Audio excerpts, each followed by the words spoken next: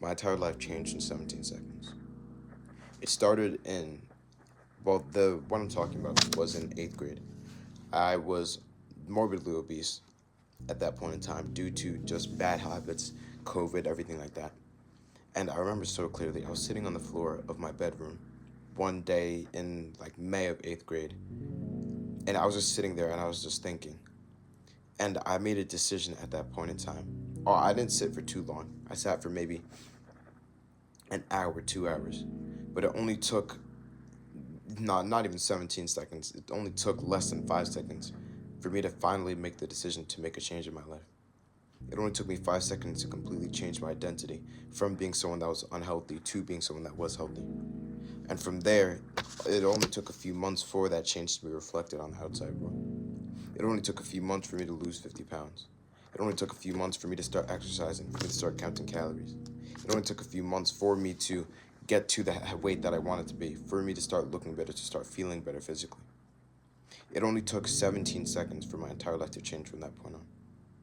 And from there, obviously with the butterfly effect, that just led to so many more other positive changes in my life. From not only myself, but being able to help others go through the same thing that I went through myself.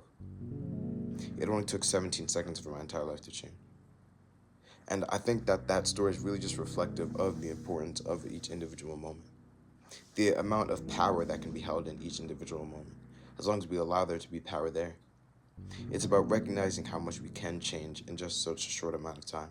Even if it is 17 seconds, it could even be less than that. It's almost about recognizing that changing your mind, changing how you think, changing how you see yourself as, is something that does not need to take time. It's something that could happen instantly. It's something that could happen at any given point. But it's about almost dedicating yourself to that change, becoming a new version of yourself and letting go of who you were in the past. And once you transform your mind, once you transform who you think you are, then everything else follows as well.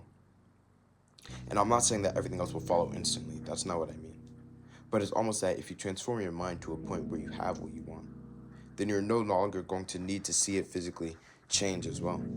You're no longer going to need to see the things that you want in your hand because you've already given it to yourself in your mind.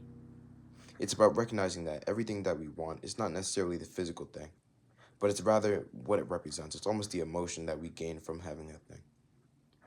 You know, we don't necessarily eat tasty food for the sake of eating tasty food. We eat tasty food because it makes us feel good. It makes us feel fulfilled. It makes us feel satisfied, at least from a sensing aspect as our like taste.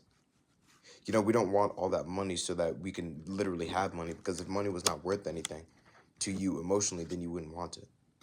If money couldn't provide you any of the freedom, any of the peace, any of the choices that it could have, then you wouldn't want it.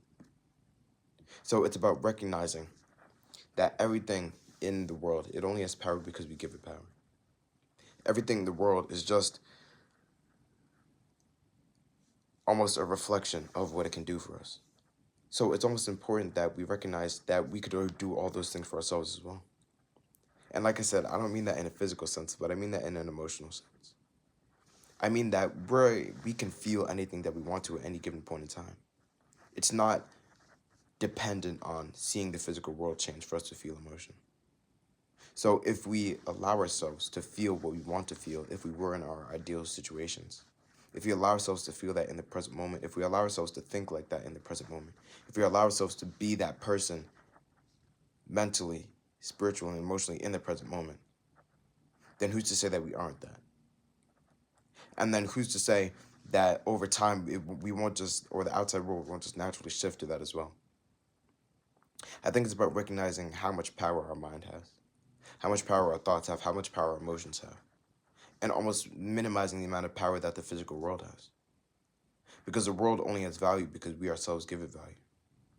And, you know, obviously, I don't mean that in the sense that, you know, everything is valueless and that, you know, not like that. I really just mean in the sense that we give things value because we feel emotions from them. But it's almost about recognizing that you can give yourself those emotions without necessarily being attached to, being reliant on the physical world, obtaining something in the physical world.